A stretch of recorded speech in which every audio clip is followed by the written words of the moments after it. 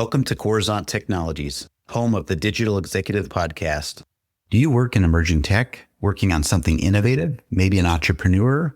Apply to be a guest at www.coruzant.com/brand. Welcome to the Digital Executive. Today's guest is Jack Griffin. Jack Griffin established Light Up Ventures and is certified with the International Coaching Federation to illuminate people through personal development. He and his team have unique experience working with industry leaders, including Marissa Mayer, and a range of reputable clients from Fortune 50s like Google, Meta, and Amazon to mid-market companies and startups. On a mission to illuminate tech leaders through story development, Jack Griffin is a CEO of Light Up Ventures and author of #1 best-selling book, Illuminating. As a certified executive coach and leadership consultant, his expertise is dedicated to guiding ambitious leaders and their organizations towards transformative growth.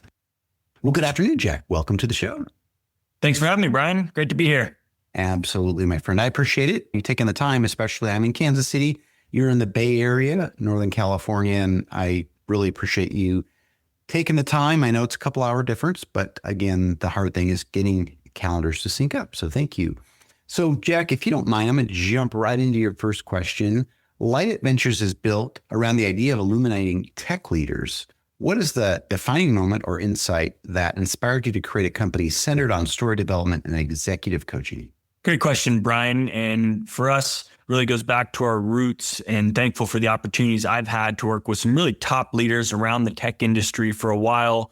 And I remember a time in particular in corporate before starting Light Up Ventures, watching a senior leader drone on stage, seeing people looking down at their phones as this leader talked about themselves, uninspiring and really disengaged audience, which for me broke my heart, both for the audience and for this senior leader. And so from that sparked Light Up Ventures, really to solve for that pain of poor communication and ineffective leadership. And we also know from research that businesses around the globe annually lose about $1.2 trillion from poor communication and lack of leadership because of the lost productivity, the turnover of employees, and really the customer churn.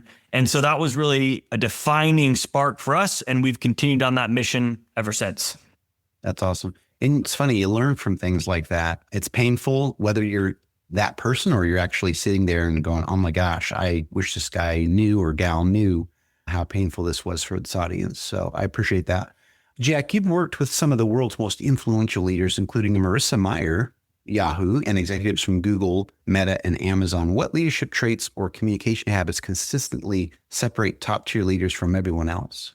Yeah, so I have to give a big shout out to Marissa, who did not fall into that category of poor communication, although I was very impressed over time working with her, how much she did grow in her public speaking competence, especially coming from that technical background.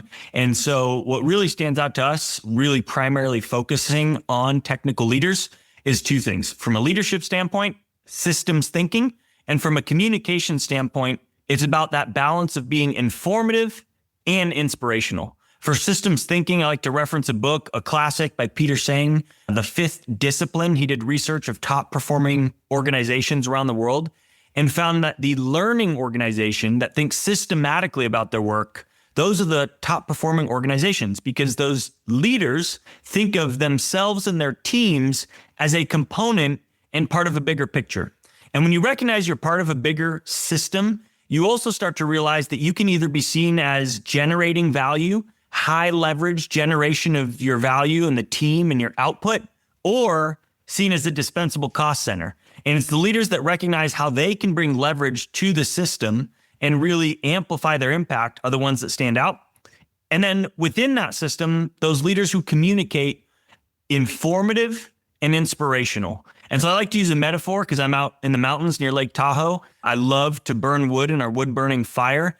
And my first couple of years was humbled by how much goes into the system of burning wood, from planning ahead and chopping trees to processing them with my splitter, stacking, making sure things are seasoned, and even playing around weather patterns.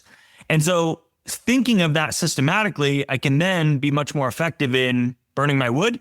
And that's the nice part, is the metaphor continues into communication. Informative is like a fire that is functional. It provides heat, but it also brings that emotional joy of sitting around and sipping coffee with loved ones that inspires us when we connect and communicate in that way. And so that's how I think of leadership and communications, with systems thinking and really thoughtful communication. Thank you. I appreciate that. And I always love the analogy. It really helps me, but it helps the audience as well. I appreciate that. Leaders certainly have a lot they can leverage, and it's important when they are engaging with company staff, what the organization, that they are certainly working together to get that message across to the organization in a trustworthy manner and a transparent manner. So I appreciate that. And Jack, the next question I have for you, in your book, Luminary, you emphasize the power of personal narrative. Why is storytelling such a critical skill for modern executives, especially those in tech? It's a great question. Our brains are hardwired for recognizing patterns and recognizing information that is delivered in the form of story. Otherwise, it's perceived as random. We're surrounded, inundated, and overloaded with information these days. Executives in particular have around 120 plus emails hitting their inbox on top of 2,000 plus texts a week coming through their devices. And we're all exposed to 200,000 plus advertisements per year. So when we think of all that clutter, effective leaders know how to break through that with really effective storytelling, because it helps present the information with some recognizable patterns, with key messages and a narrative arc. I was actually just last week in Santa Clara, NVIDIA's headquarters, and I have an executive coaching client who regularly presents to Jensen. Jensen is known for expecting very direct, concise communication to be effective. And so we really need to consider storytelling as a way of communicating our work in a way that recognizes patterns for the people receiving the information. And when we do that, it both fosters relationships and enables productivity. Thank you. Appreciate that. And I think it's so important. Everyone loves a good story, and people are more engaged when there is a story behind the message. And I think that is so critical. And that's where a lot of times leaders kind of miss the mark. And we have people like you that are out there helping, coaching, and making the world a better place. And Jack, Yes. the last question, go ahead. Sorry, I was just going to add, Brian, to help clarify, because one thing I always find when talking about storytelling, some people think of Disney films or just a little bit of more thought on slides and the visuals, but we really need to break down storytelling into its two components, the story and the telling. And so just to help encourage your listeners, if they're at all considering storytelling, the story is that content. What are the key messages? How can you leverage the rule of three to be organized with what you want your audience to take away with your content? This is the what.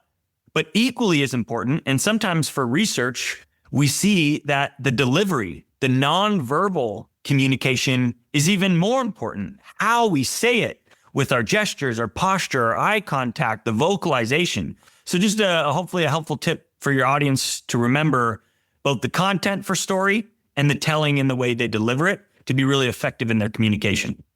Thank you. Appreciate the nuggets. I really do. That's very helpful. And Jack, the last question of the day, having explored 40 plus countries, run youth camps in Haiti, and led diverse coaching engagements, what culture or global perspective have most influenced the way you help leaders communicate, grow, and unlock their potential today? It's a great question, Brian. I'm glad we're closing with this because it's near and dear to my heart. It's one of the things I actually struggle with as well, but it comes down to humility. I think it's a differentiator for leaders who bring a sense of humble awareness compared to those that we've seen, unfortunately, a little bit of arrogance or entitlement. And that's one of the reasons we started Light Up Ventures. There's a lot of darkness in workplaces. This AI era that we are in right now, and a lot of automation replacing jobs. The human differentiator is going to be that leadership and communication. And the leaders that bring that humility, as I've observed from traveling around the world, are the ones that are actually liked to be followed. These are the ones that people actually enjoy following, these leaders, because they bring that sense of humility. And I am really blessed to have been taking teams down to Haiti for 10 plus years to work on things like leadership development. And it's time and time again down there that I'm reminded how good we truly have it. If we have a roof over our heads, running water, food in our kitchens, it's just a good reminder of truly how blessed we are in this business world. And when we bring that into our leadership, it makes us a little bit more easy to follow and listen when we have that sense of humility. And I see that in one of my favorite clients being Meta. I had an opportunity to work with a VP recently on their keynote, and he was talking about the power of human connection, referencing Maslow's hierarchy of needs. And one of our needs is really coming down to that connection as humans. And it's much easier to connect, build rapport, maybe even close deals if your listeners are on the sales side, or achieve AI innovation if they're on the engineering side, when we connect with humility. Thank you. I appreciate that. And I think it's important. A couple things I highlighted from that is a leader should have that humble awareness, as you said, and that being grateful can really put you in that space, especially if you're about ready to message your organization, especially a large organization. So I appreciate that. And Jack, it was such a pleasure having you on today, and I look forward to speaking with you real soon. Thanks, Brian. If I can just close for your listeners tied to humility, servant leadership. If we all just put others above ourselves, it'd be a little brighter business world and world in general. So thank you, Brian, for shining with your podcast. It was a pleasure to be on. Bye for now.